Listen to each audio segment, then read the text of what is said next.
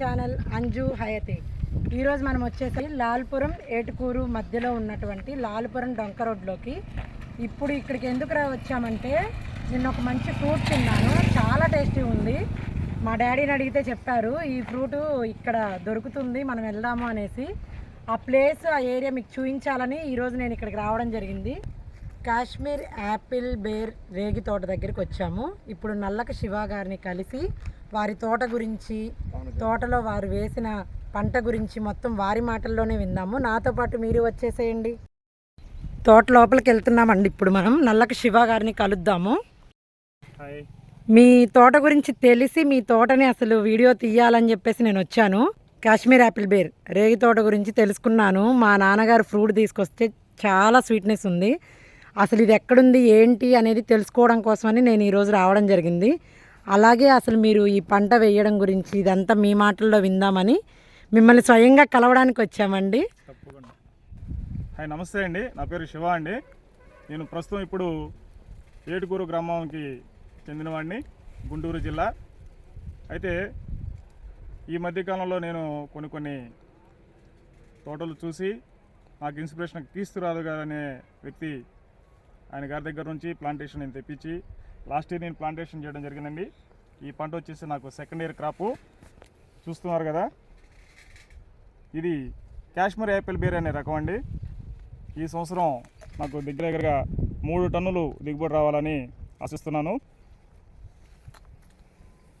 చూడండి, ఇది వచ్చేసి యాపిల్ షేడ్లో కనపడుతున్నటువంటి ఫ్రూటు. ఇలా తోట మొత్తం కూడా మనకి మంచి ఈలింగ్ రావడం జరుగుతుంది.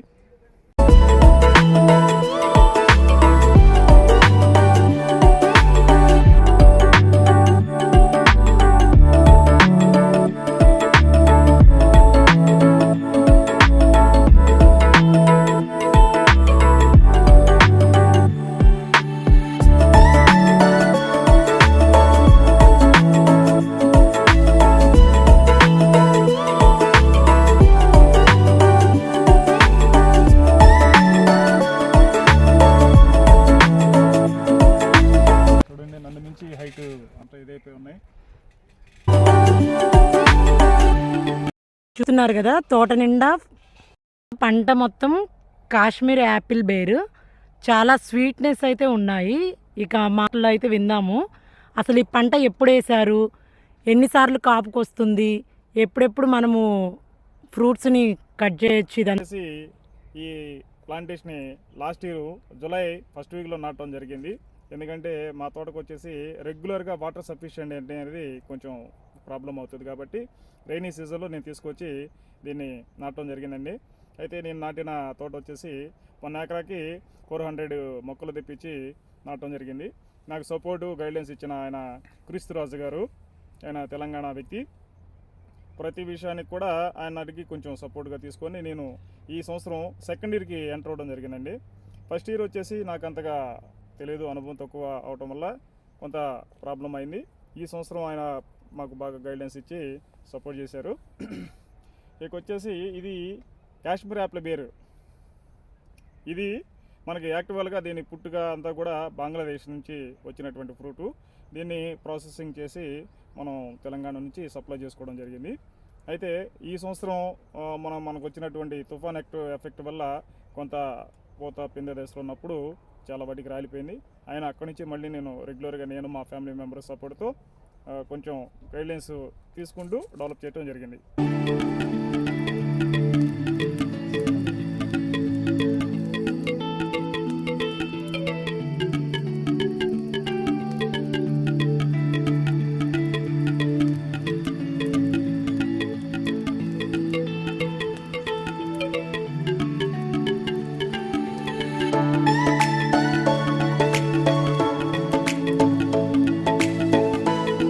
మీరు ఇప్పుడు మొక్కని హైదరాబాద్ నుంచి తీసుకొచ్చి వేసామన్నారు కదా, ఇప్పుడు ఆ మొక్క ఒక్కసారి నాటితే ఎన్నిసార్లు మనకి పంట వస్తుంది?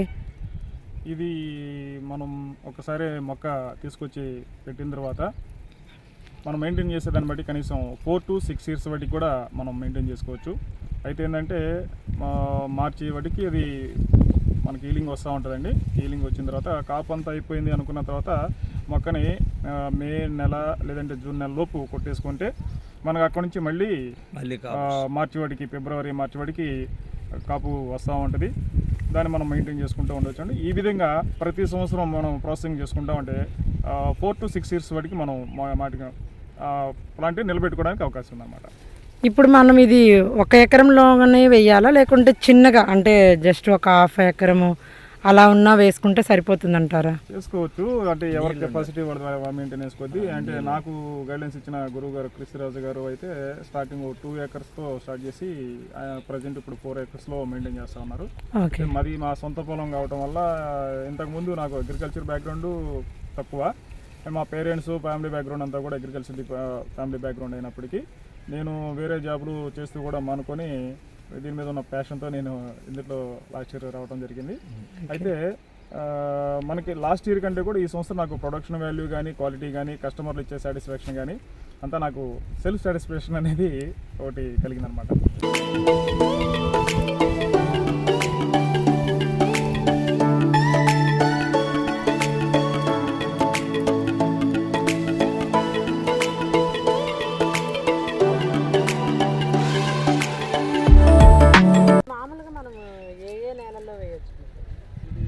రేగడి అంటే ఎర్రరేగడి నల్లరేగడి తోడు దేనికైనా ఇది సెట్ అవుతుందండి. అయితే ఇసుక నేలలో సెట్ అయింది లేదనేది ఇప్పటివరకు క్లారిటీ లేదు. ఉన్నటువంటి పంట నల్లరేగడిలో అయితే బాగా వేసుకునే పంట ఇది మనకి లేదంటారు. ఈ బోర్ వ్యవస్థ వండి నీళ్ల సదుపాయం 15 రోజులకు ఒకసారి ఇస్తూ ఉంటే కొంచెం ప్రొడక్షన్ వాల్యూ బాగుంటుంది. మరి ఎక్కువగా ఇచ్చినా నీళ్ళు ఎక్కువ ఇచ్చినా కూడా అనేది మంచిగా క్వాలిటీ ఫ్రూట్ రావడానికి అవకాశం ఉంటుంది. చేసుకోవచ్చు. ఒక్కసారి మనం ఇన్వెస్ట్ చేసామంటే ఒక 5 years మనకి లైఫ్ వస్తుంది. 4 to 6 years. ఇలా తీగలు ఎందుకు కట్టేశారండి? ఈ తీగ అంటే ఈ మొక్క యొక్క వాతావరణం ఏంటంటే మిగతా చెట్లలాగా పెద్ద మొక్క అయిపోయి ఎదుగుతూ ఉండదు. ఒక స్టేజ్కి వెళ్ళిన తర్వాత కాయ బరువు కానీ ఏదన్నా కానీ అటు ఇటు బ్రాంచెస్ వాలిపోతూ ఉంటాయి అన్నమాట. ఆ బ్రాంచెస్ వాలిపోకుండా ఉండడం కోసం కర్రల మధ్య చెట్టుకి అటుపక్క ఇటుపక్క మనం ఈ బైండింగ్ వైర్ లాంటిది సపోర్ట్ చేసుకొని ఆ బరువు అంతా కూడా దీని మీద బ్యాలెన్స్ అవ్వడం కోసం దీన్ని ఏర్పాటు చేసుకోవడం జరిగింది. ఇంతకు ముందు అయితే కర్రలు అవి పాతి పెట్టే వాళ్ళేమో, ఇప్పుడు మనకి రైతుకి ఎక్స్పెన్సెస్ ఎక్కువ అవడానికి ఛాన్సెస్ ఉంది కాబట్టి ఇదైతే కర్రకి సపోర్ట్గా చెట్టు వాలిపోకుండా దీన్ని బ్యాలెన్స్ చేసుకుని కట్టుకున్నాం. ఇప్పుడు ఇది పంట ఫస్ట్ ఇయర్ అంత అనుభవం లేదు అన్నారు కదా, సెకండ్ ఇయర్కి కొంచెం గైడెన్స్ ఇంకా బాగా తీసుకొని వేసామన్నారు. తప్పకుండా నాకు లాస్ట్ ఇయర్ అనుభవం లేదన్నమాట వాస్తవం, కానీ గైడ్లైన్స్ బేస్ చేసుకొని సెకండ్ ఇయర్ ఎట్లా కొట్ట సఫిషియెంట్గా ఏ కాడికి పువ్వు దశలో ఉన్నప్పుడు ఆ పువ్వుని ఇది చేయడం వల్ల అది ఫ్రూట్ దశకి వెళ్ళలేకుండా చాలా ప్రాబ్లం ఉంది. వల్ల మనకి ఎక్కువ నష్టం వస్తుందా లేకుంటే? వల్ల నష్టం అనకూడదు, కానీ మనం దాన్ని కూడా మనం ప్రొటెక్ట్ చేసుకునే విధానం కొన్ని ఏరియాల్లో అయితే మొత్తం కూడా పైనుంచి కింద వాటికి వాళ్ళు తెరలాంటి చేసుకుని ఆ పక్షులు వాళ్ళకుండా సౌండ్ చేస్తాం ఫ్యాన్ తిరిగినప్పుడల్లా. అది నేను కొన్ని పెట్టడం జరిగింది అన్నమాట తోటలో. ఇప్పుడు మనం ప్రొటెక్ట్ అంటే పైనుంచి వేస్తున్నారు అన్నారు కదా, అప్పుడు మనకి వలలు అంటే పక్షులు దూరకుండా ఉండేటటువంటి వలల్ని సపోర్ట్ చేసుకొని ప్రొటెక్ట్ చేసుకోగలుగుతున్నారు. మనం చిన్న పక్షులు చుట్టూ తిరుగుతూ సౌండ్ చేసుకుంటూ తిరిగితే అవి ఆటోమేటిక్ వెళ్ళిపోవడం అనేది జరుగుతుంది. కవర్ అయితే మనం ఎందుకు కట్టామండి? అటు ఇటు తీగకి సపోర్ట్, మొక్కకి సపోర్ట్ తీగలు, మరి కవర్ ఎందుకు కట్టారు? ఇది పక్షులు వాలే క్రమంలో ఏంటంటే గాలి వచ్చినప్పుడల్లా ఇది ఇట్లా ఊగి సౌండ్ చేస్తుంది. ఆ సౌండ్ చేసినప్పుడు పక్షులు వాలుకుండా ఉంటాయి. ఇప్పుడు ఏంటంటే దీనికి ఒక మెరిసే గుణం ఉంది కాబట్టి ఎప్పుడైతే సన్ రైజ్ దీని మీద పడేటప్పుడు మెరుస్తుంది. మెరిసినప్పుడు పక్షి కళ్ళల్లో ఇదైపోయి కొంచెం వాడకుండా అక్కడ ఏదో ఉందని ఆ భయం కొద్దీ వెళ్ళిపోతాయి, అక్కడ నుండి ఫ్రూట్ని డ్యామేజ్ చేయకుండా వెళ్ళిపోతాయి. దానికోసమని అన్నమాట ఇది మనం అక్కడక్కడ ఏర్పాటు చేసుకోవడం జరిగింది. ఓకే.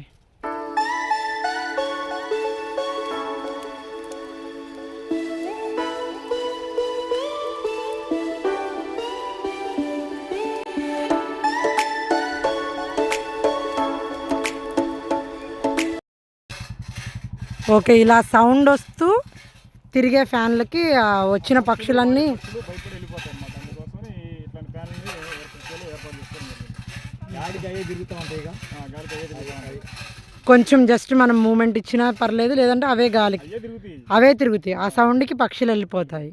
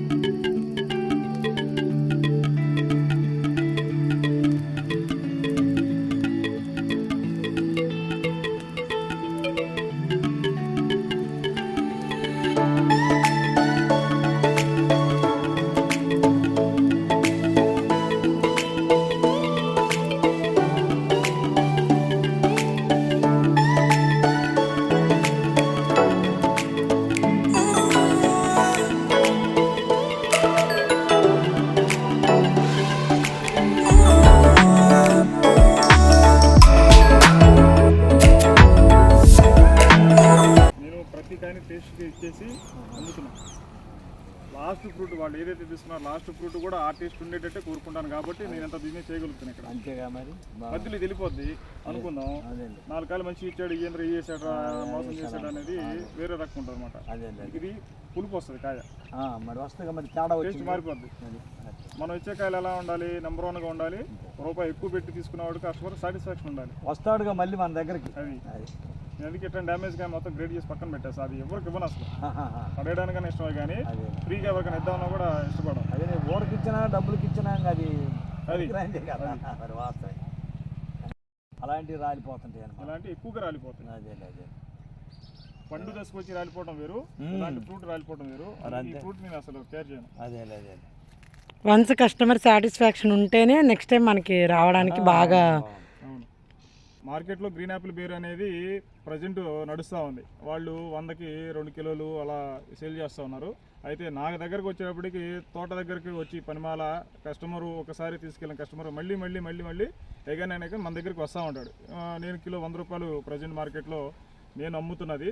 అయితే అక్కడికి ఇక్కడికి తేడా ఏంటంటే గ్రీన్ యాపిల్ బేర్ అనేది చూడడానికి కొంచెం గ్రీనిష్గా లేకపోతే కొంచెం లావుగా కనిపించినప్పుడు కూడా టేస్ట్ వాల్యూ అనేటప్పటికీ మా ఫ్రూట్ వాల్యూ తిన్న వాళ్ళు దాన్ని మళ్ళీ మళ్ళీ మళ్ళీ మళ్ళీ కావాలని అడుగుతారనమాట. అందుకే నేను కిలో 100 రూపాయలు అన్నా వాళ్ళు 2 కిలోలు ఒక 100 రూపాయలకి ఇచ్చిన గ్రీన్ యాపిల్ కంటే కూడా ఇవాళ కస్టమరు టేస్ట్ చూసిన వాడు కాశ్మీర్ యాపిల్ బేరే కావాలని చెప్పేసి వాళ్ళు ఎక్కడెక్కడి నుంచి మన దగ్గరకు వచ్చి తీసుకుంటూ ఉంటారు. ఎగ్జాంపుల్ నేనే ఉన్నాను. లాస్ట్ టైము టేస్ట్ చేశాను. ఇక అసలు పంట ఎక్కడుంది ఏంటి అని తెలుసుకొని మరి ఇక్కడికి వచ్చి అసలు చూపించాలి, మన సబ్స్క్రైబర్స్ అందరూ తెలుసుకోవాలి. అండ్ నచ్చితే అందరికీ తోట దగ్గరకు వచ్చి డైరెక్ట్గా కొనుక్కుంటారు అనేసే ముఖ్య ఉద్దేశంతో ఈ వీడియో చేయడం జరుగుతుంది. అసలు నిజంగా ఫ్రూట్ అనేది ఇంత నేను ఫస్ట్ టైం అనమాట. ఎప్పుడు ఈ ఫ్రూట్ని తిన్న ప్రతిసారి వగరగానే ఉంటుంది. బేసిక్గా నేను చాలా చోట్ల టేస్ట్ చేశాను. చేసిన టేస్ట్లో ఎంతో కొంత వగర అనేది తగిలింది. దీనికి ఇంతవరకు వగర అనేది లేదు అసలు. తింటుంటే ఎన్ని తింటున్నామో మాకే అర్థం కావట్లేదు. అసలు ఫీల్ వస్తుంది. అండ్ టేస్ట్ కూడా సూపర్ ఉంది. అందుకే నేను ఇప్పుడు ప్రత్యేకంగా వచ్చి ఈ వీడియో చేయడానికి కారణం అయితే ఇదేనండి. నా సబ్స్క్రైబర్స్ అందరూ సపోర్ట్ చేస్తారని అనుకుంటున్నాను. మీ అందరికీ వీడియో నచ్చినట్లయితే లైక్ చేసి షేర్ చేసి సబ్స్క్రైబ్ చేసుకోండి. Thank you.